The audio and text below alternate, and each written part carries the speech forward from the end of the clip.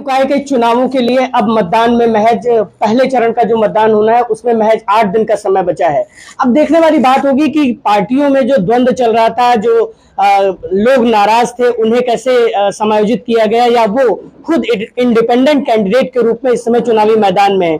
मेरे साथ ऐसे ही भारतीय जनता पार्टी से एक बागी उम्मीदवार हैं, कक्कू सोनी, जो मेरे साथ हैं। ये तुलसीपुर आदर्श नगर पंचायत से जो है अपना दमखम दिखा रहे हैं, और देखने वाली बात होगी कि ये कितना दमखम 13 तारीख को दिखा पाएंगे। लेकिन अभी इनसे बात करेंगे और इनकी योजनाएं जानने की कोशिश करेंगे, क्योंकि इनके मन में, ये युवा हैं और इनके मन में कुछ खास होगा नगर के लिए। स्वागत है आपका। आपका बहुत बहुत धन्यवाद जो आपने इतना अमूल्य समय हमको दिया।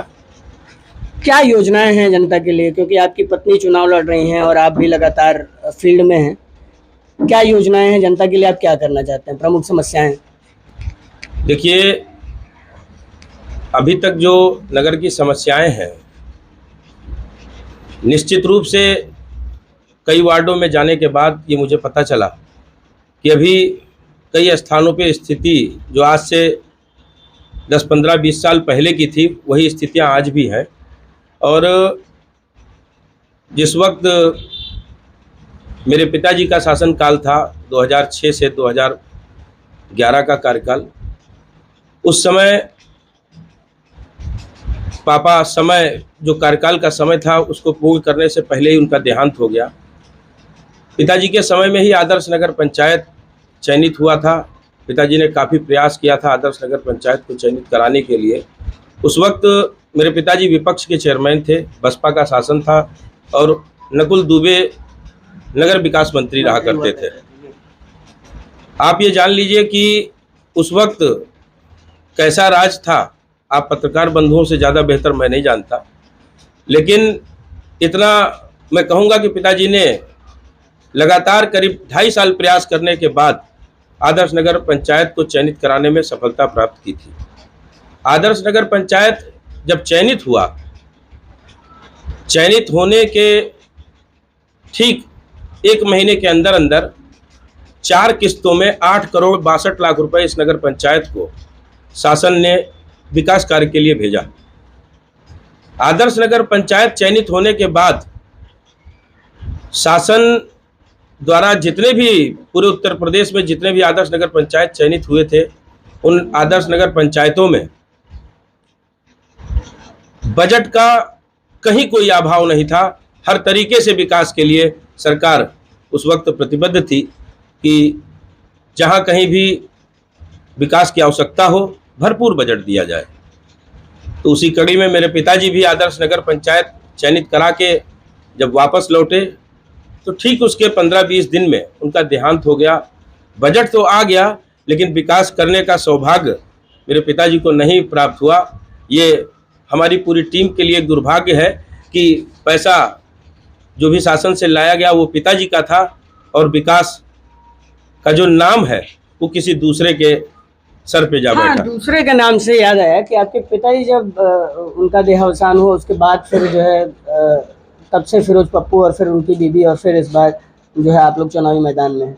तो क्या लगता है उनके शासनकाल में ऐसा क्या क्या हुआ जो हुआ, और या जो आपके पिताजी के द्वारा लाया गया था, या कुछ ऐसा हुआ? देखिए, आज के 15 साल पहले का आप इतिहास देखेंगे जब नगर पंचायत का, तो नगर पंचायत कर्मचारी अपनी तनख्वाह के लिए नगर पंचायत के गेट पे झाड़ू लेके धरना प्रदर्शन करते थे। उस वक्त शासन द्वारा नगर पंचायत या नगर विकास विभाग के पास उतना पैसा नहीं था कि अपने कर्मचारियों को भी पैसा दे सके। और आदर्श नगर पंचायत जो चयनित हुआ, उसमें केंद्रांश भी था, राज्यांश भी था। दोनों जगह का पैसा मिला के जिन जिन नगर पंचायतों को आदर्श नगर पंचायत, आदर्श नगर पालिका चुना गया, वहाँ पे पैसे की जो कमियां थी वो दूर हो गई। और बात रही उन पैसों के विकास की, तो आप ये जान लीजिए, मैं कतई संतुष्ट नहीं था कि जो रूप मेरे पिताजी ने देखा था कि इन पैसों से नगर पंचायत का कैसे विकास करूंगा, उसका 10% भी विकास उस हिसाब से नहीं हुआ जिस हिसाब से वो चाहते थे।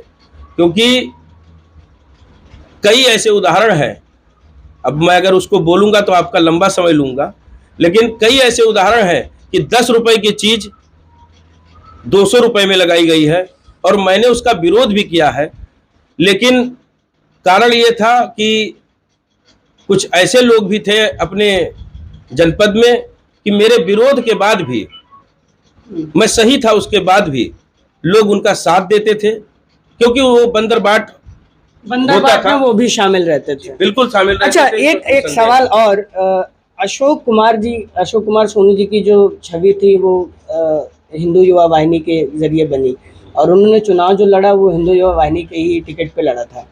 आप भारतीय जनता पार्टी से जो है बगावत करके चुनाव लड़ रहे हैं, क्या हुआ था ऐसा कि टिकट में आपका नाम नहीं गया और पार्टी में आपको नहीं रखा गया और फिर जो है ये सब खेला करना पड़ा? देखिए पत्रकार महोदय, मैं आपसे एक चीज कहना चाहूंगा, बगावत शब्द अपने आप वापस ले लीजिए, क्योंकि मैं बागी बन के चुनाव नहीं लड़ रहा हूं।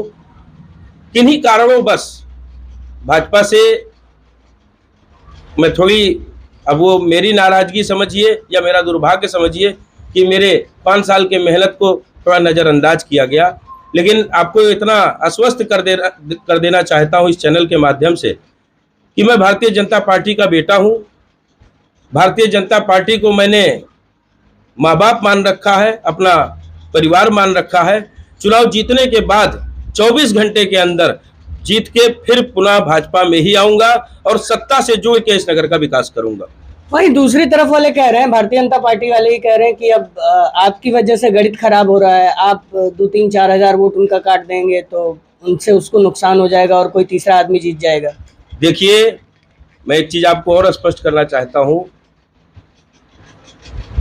पिछले 3 चुनावों को मैंने अपनी आंख से देखा और मैं जो भी भारतीय जनता पार्टी ने जिनको कैंडिडेट के रूप में भेजा, मैं उनके साथ कदम से कदम मिलाकर चला। लेकिन एक चीज की तकलीफ मुझे ये है कि देखिए, चुनाव होता है, एक सिक्के के 2 ही पहलू होते हैं, चुनाव जीतेंगे या हारेंगे। लेकिन पूर्व चेयरमैन का या पूर्व चेयरमैन के किसी भी कार्य का कोई विरोध आज तक नहीं किया। विपक्ष की भूमिका किसी ने नहीं अदा की। अगर विपक्ष की भूमिका अदा करने में पहला नाम आएगा तो वो राहुल सोनी कक्कू का ही आएगा, दूसरा किसी का नहीं आएगा। उसमें कई ऐसे उदाहरण हैं, जैसे 18 लाख रुपए की रोड जो बनती है वो नगर पंचायत द्वारा 54 लाख रुपए में ठेका उसका किया जाता है, और मैं आपत्ति करता हूं, टेंडर होने से पहले ही काम कराए जाते हैं। मैं उस पर आपत्ति करता हूं। उसमें अब क्या कहूं, कहीं ना कहीं आरोप बड़ा आप लगा रहे हैं, बताते नहीं, बिल्कुल आरोप है, बिल्कुल आरोप है। मैं देखिए, जनता को पता चलना चाहिए भाई कि क्या क्या खेला हो गया 5 साल में, 10 साल में, 15 साल में। देखिए, आप ये भी समझ रहे होंगे, मेरी छवि पे भी आप प्रकाश डालिए। मैं देखिए, मैं किसी गलत चीज का साथी नहीं बन सकता। अगर गलत निर्णय पार्टी ने भी लिया है तो ये निश्चित है कि मैं जीत के जाऊंगा और पार्टी में ही जाऊंगा, और जिन लोगों के नाते गलतियां हुई हैं उनको ये सबक सिखाऊंगा कि अब दोबारा ऐसी गलती मत करना, क्योंकि गलत का साथ नहीं दिया जाता है। चाहे वो टिकट वितरण का मामला हो, चाहे वो नगर में जो विकास कार्य है उसमें गड़बड़ी का मामला हो, चाहे वो बंदरबाट का मामला हो, जैसा भी है। लेकिन मैं गलत कक्कू भाई, मैं एक चीज ये समझना चाहता हूँ आपसे कि भाई टिकट तो एक ही आदमी को मिल सकता है, मांग तो बहुत लोग रहे थे। जैसे आप बागी लोगों की ही बात कर ली जाए तो उसमें बनारसी लाल मोदनवाल भी हैं और भी 1-2 नाम है, आपका नाम है ही है। तो ये सब लोग चुनाव लड़ रहे हैं और भाजपा वाले कह रहे हैं कि ये लोग गणित खराब कर रहे हैं, अन्य पार्टियों वाले भी कह रहे हैं कि ये भाजपा की ही गणित खराब कर रहे हैं, हमारी गणित नहीं खराब कर रहे हैं। देखिए,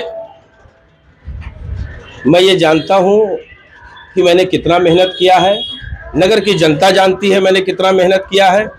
चाहे वो बाढ़ राहत का काम रहा हो, बाढ़ राहत के भी काम के बारे में आपको जानकारी होगी, पूरे नगर को जानकारी है, पूरे जनपद को जानकारी है।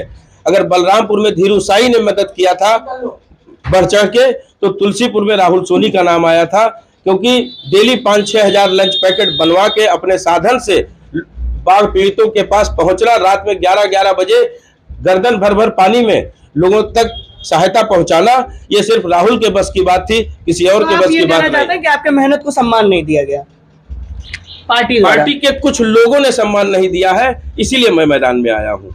और निश्चित है कि जिस दिन मैं जीत कर जाऊंगा उस दिन पार्टी में ही जाएंगे, निश्चित जाऊंगा, आप कहना चाहते हैं। ठीक है, अब इस चैप्टर को थोड़ा सा क्लोज करते हैं। ये अब दूसरी बात मुझे यह समझाइए, अगर आप जीत जाते हैं तो क्या योजनाएं होंगी, क्योंकि आपकी पत्नी चेयरमैन बनेंगी, तो क्या ऐसी योजनाएं होंगी जिनके जरिए आप जनता के जीवन को बदल सकते हैं? देखिए, और सबके पत्नी को, बहू को, या जो भी महिला प्रत्याशी है, महिला सीट हुई है, मैं और सबके ऊपर कटाक्ष न करके मैं सिर्फ अपनी कैंडिडेट पे ध्यान आकर्षित आपका कराना चाहता हूँ कि ये काशी बनारस की रहने वाली हैं और बनारस हिंदू विश्वविद्यालय की पढ़ी हैं, पीएचडी कर रही हैं। 7 साल इन्होंने पत्रकारिता किया है, 2 साल इलेक्ट्रॉनिक मीडिया में, 5 साल प्रिंट मीडिया में, और मैंने एक शिक्षित प्रत्याशी के रूप में इनको प्रस्तुत किया है।